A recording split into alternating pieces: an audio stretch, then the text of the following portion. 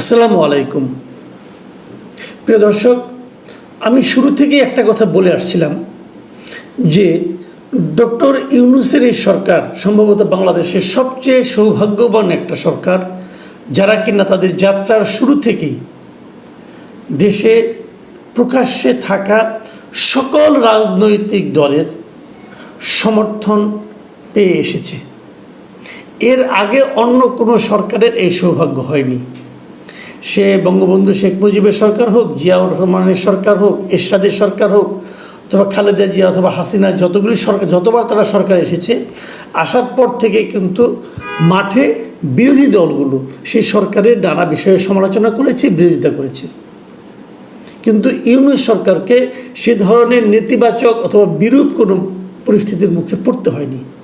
এবং সেই সঙ্গে আমি একথাও বলেছিলাম যে এই সরকারের জন্য সবচেয়ে দুর্ভাগ্যজনক ঘটনা হবে তখন যখন এই রাজনৈতিক দলগুলো প্রকাশ্যে তার বিরুদ্ধে নামবে। আমি দেখতে পাচ্ছি সেই ঘটনা হয়তো শুরু হতে যাচ্ছে। এর আগে বিচ্ছিন্নভাবে বিএনপির দু একজন নেতা বলেছিলেন, কিন্তু এবার বিএনপির একদম কেন্দ্রীয় পর্যায়ের একজন নেতা, বিএনপির যে সর্বোচ্চ বডি, যে বিএনপির স্থায়ী কমিটি, সেই স্থায়ী কমিটির সদস্য মিস্টার মির্জা আব্বাস যে ভাষায়, যে ভঙ্গিতে এই সরকারের সমালোচনা করলেন, আমার ধারণা এখান থেকে বিএনপির পলিটিক্যাল স্ট্যান্ড এই সরকারের জন্য উচিত হবে উপলব্ধি করা এবং সেই অনুযায়ী কাজ করা।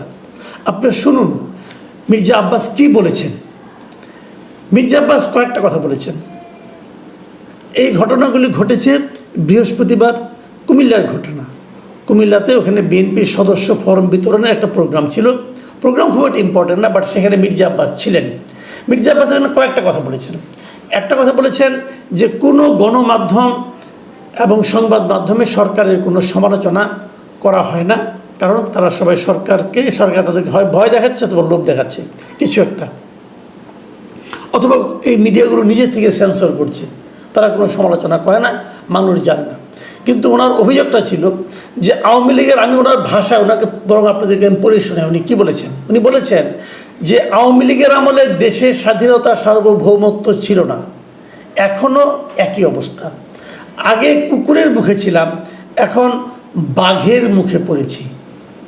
খেয়াল করুন, মানে উনি বলতে চাচ্ছেন যে আওয়ামী লীগের আমলে আমরা ছিলাম কুকুরের মুখে, মানে আওয়ামী লীগকে উনি কুকুরের সঙ্গে তুলনা করেছেন, আর ডক্টর ইউনূসের সরকারকে তুলনা করেছেন বাঘের সঙ্গে।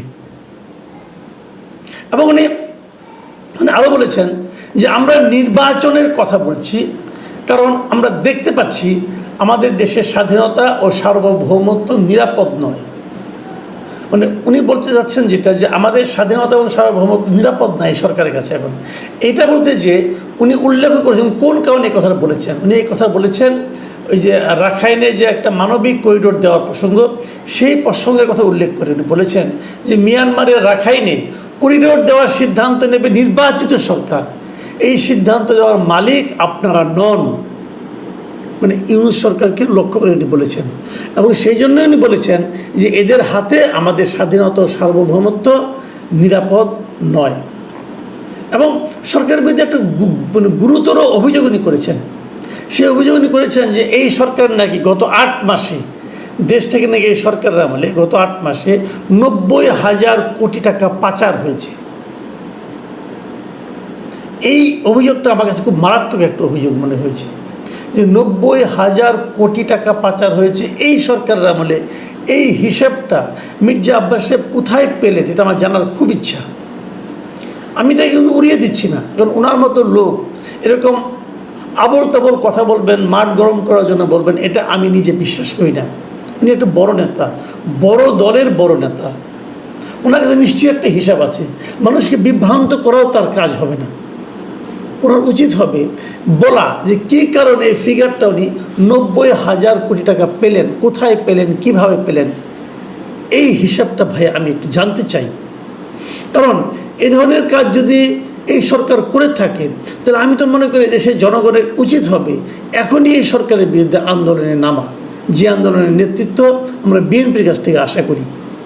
আর যদি অভিযোগ সত্য না হয়, আর যদি এই অভিযোগ কেবল কথার কথা হয়, তাহলে এ ধরনের ফালতু কথা বলার জন্য মির্জা আব্বাসের বিরুদ্ধে বিএনপি কর্তৃপক্ষ ব্যবস্থা নেবে, এটাও আমরা আশা করি। আমরা 90,000 কোটি টাকা পাচার হয়ে যাবে এমন কোনো অন্তর্বর্তী সরকারকে চাই না।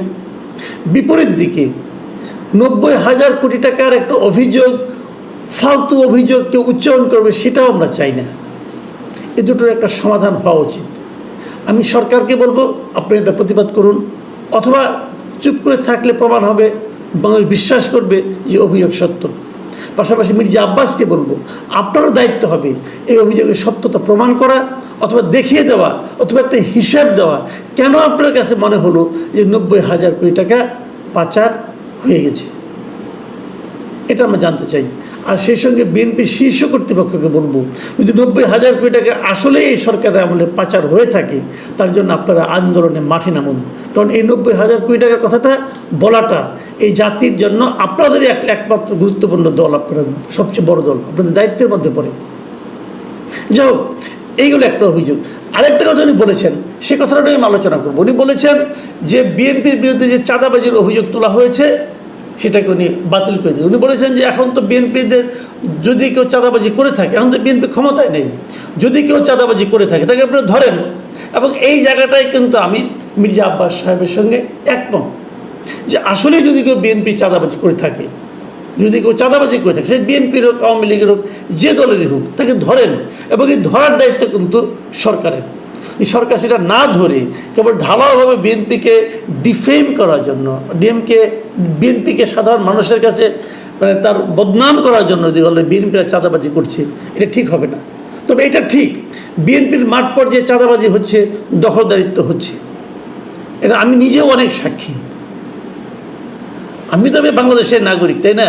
আমি প্রয়োজন এগুলি একদম টু দ্য পয়েন্ট উদাহরণ দিয়ে দেখিয়ে দেবো কোথায় কোথায় বিএনপির লোকজন, ছাত্রদলের লোকজন চাঁদাবাজি করছে এবং দখলদারি করছে, জবরদখল করছে। এরকম অনেক উদাহরণ আমার কাছেও আছে, সেগুলো আমি দেখিয়ে দেবো। কিন্তু তারপরে আমার কথা, যদি এরকম করে থাকে, সরকারের তো উচিত, সরকারের আইন শৃঙ্খলা বাহিনী তো উচিত, পুলিশের তো উচিত ওই লোকগুলিকে ধরা। পুলিশ কেন ধরে না? তার মানে সরকারকে তাদেরকে ধরতে না করেছে? এমনও হতে পারে কিন্তু সরকার বললো তোমাদের ধরো না, বিএনপির বদনাম টদনাম হোক, এরকমও হতে পারে। সেই বিষয়গুলো কিন্তু দেখতে হবে। সবচেয়ে বড় যে অভিযোগটা মির্জা আব্বাস করেছেন এই সরকারের উপর, সরকার প্রধানের উপর, সেটা বলেই আমি আলোচনা শেষ করব। তিনি বলেছেন কীভাবে, আমি হুবহু আপনাদের পড়ে শোনাই। তিনি বলেছেন, সিন্দাবাদের বুড়ো আমাদের ঘাড়ের উপর চেপে বসেছে, ঘাট থেকে আর নামতে চান না, ওনাকে ঝাঁকি দিয়ে ঘাট থেকে নামাতে হবে। বুঝতে পারছেন সিন্দাবাদের বুড়ো কাকে বলা হচ্ছে? আপনাদের নিশ্চয়ই মনে আছে সিন্দাবাদের বুড়োর সেই কাহিনী। আরব বুড়ো যিনি সিন্দাবাদের গল্প নিশ্চয়ই আপনি পড়েছেন। এই সিন্দাবাদ যাচ্ছিল এক জায়গায়, একটা বুড়ো হাঁটতে পারছিল না, সে বলছিল আমাকে একটু কাঁধে নিয়ে একটু যাও, আমাকে একটু উপকার করো। এবং যখন সে কাঁধে নিয়ে যখন তাকে ওই জায়গায় গিয়ে তাকে নামাই দিতে চায়, সে আর নামবে না। সে কতভাবে চেষ্টা করে, ঘাট থেকে তাকে আর নামাতে পারে না। তো আমাদের দেশের উপর, আমাদের জাতির উপর, আমাদের মানে উপর এরকম কি কোনো বুড়ো প্রথমে অসহায় ভাব নিয়ে এসে বসেছিল এবং সেখান থেকে নামতে চাচ্ছে না? কে সেই বুড়ো? ইঙ্গিতটা কোন দিকে নিশ্চয়ই বুঝতে পারছেন। এটা তো খুবই স্পষ্ট, ইঙ্গিতটা ডক্টর ইউনূসকে লক্ষ্য করে। এবং তারপর বলতে চাচ্ছেন যে উনি ঘাট থেকে নামতে চান না, ওনাকে ঝাঁকি দিয়ে ঘাট থেকে নামাতে হবে। এটাও কিন্তু একটা বড় অভিযোগ। ডক্টর ইউনূস এই বিষয়টাকে এখন কীভাবে মূল্যায়ন করবেন? আমি আগেও বলেছিলাম যে বিএনপির চাওয়াটা সরকারের কাছে কী ছিল? চাওয়াটা ছিল যে একটা নির্বাচন দেওয়া দ্রুততার সঙ্গে, এবং সেই সঙ্গে একটা নির্বাচনের রোড ম্যাপ ঘোষণা করা। এই সরকার কেন তা করছে না? এবং করছে না বলেই কিন্তু এখন এই সমস্ত কথা এই বৃদ্ধ বয়সে ডক্টর ইউনূসকেও শুনতে হচ্ছে। আমি ডক্টর ইউনূসকে অনুরোধ করব যে দ্রুত আপনার করণীয় কাজগুলো করুন। যে প্রক্রিয়া করছেন এটা কোনো ভালো প্রক্রিয়া না। এইভাবে যদি করতে থাকেন আরও অনেক কথাই শুনতে হবে, আর অনেক কথা আপনার জন্য আপনার জন্য সম্মান বই আনবে না। এবং মানুষ কিন্তু মিলিয়ে দেখবে অভিযোগগুলো কিন্তু একদম মিথ্যা না। তখন এই ঝাঁকির কাজটা ওই রাজনৈতিক দলগুলো সহ সাধারণ মানুষে করবে। আমার মনে হয় সেটা আপনার জন্য খুব উপভোগ্য হবে না। প্রিয় দর্শক, এখন এ পর্যন্তই। আল্লাহ হাফিজ।